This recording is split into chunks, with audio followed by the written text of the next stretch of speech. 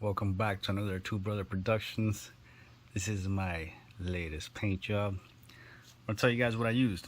So for paint, my friends at DECOART hooked me up with the metallic gold part number. There you go. Silver part number. Here you go with that one. And the ruby. There's that one. And for the lettering on the wheels, I used this guy, which is just some paint marker for lettering on the sidewalls. I got this a while back on eBay a couple years ago. I just never got around to using it. Now I did. As you can see, the aluminum has that brushed aluminum distress look, like if it's been beat up through some torture or whatever you might have it. Then the letters on all of this, you have to do multiple passes. For the red, you have to start off with the base silver coat. Makes all the other colors pop, especially for the red.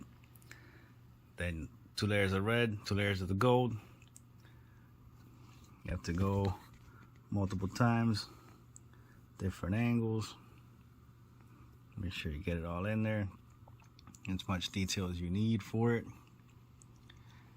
And let's get to some of that footage. Right here, I'm going a little bit slow for you guys, so you can just see it's the letters are kind of small. It's got a lot of fine little detail. Just take your time, one step at a time, one letter at a time. Let it dry. It dries fairly quickly, and then just go for your second coat. You could even do a third coat. The more coats you do, the whiter it gets. And then you just keep going. You got to do this 4 times, in case you didn't know. If you have spares, it's going to take you longer. If the tires are smaller, it's just going to be even harder, and that marker might be too big for it. I'm sure they have smaller ones, so you'd have to go to your local arts and crafts store for that, or get them on the internet somehow. They have a whole bunch of different ones. It all depends on the point of these markers. Make sure you clean the tires as well. So the tires, they all look dirty, but I did clean the letters just to make sure it wouldn't dirty the marker. I kept that kind of clean.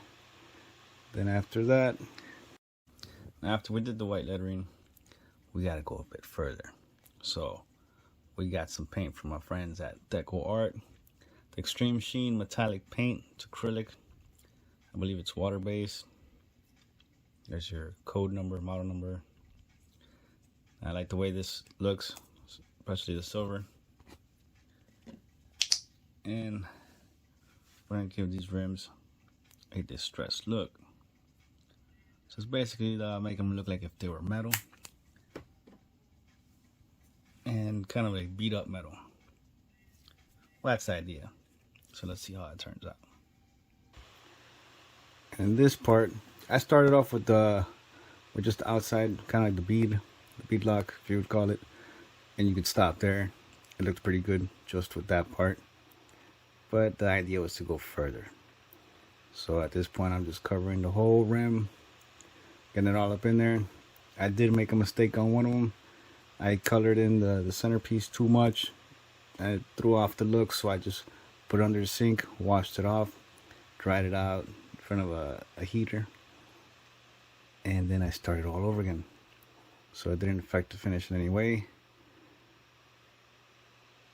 And as you can see, it's it all depends on the brush. If you're gonna airbrush this, it'll have a smoother texture to it.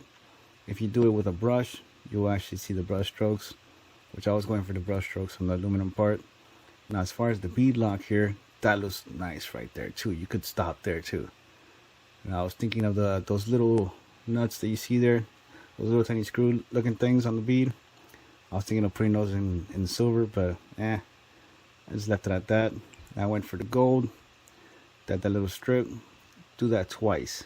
All of this you got to do it at least 2 times, because you want these colors, since these are pigmented colors, the first time around they're not gonna get a full coverage, so you got to do it multiple times. I just left it at 2 times, let it dry out the first time. If not, when you try to do your second pass and it's still wet, it'll just remove the first pass, and it's not gonna do anything for you there. So let it dry out, do the second pass. If you need some more color, do a third pass. And there you have it.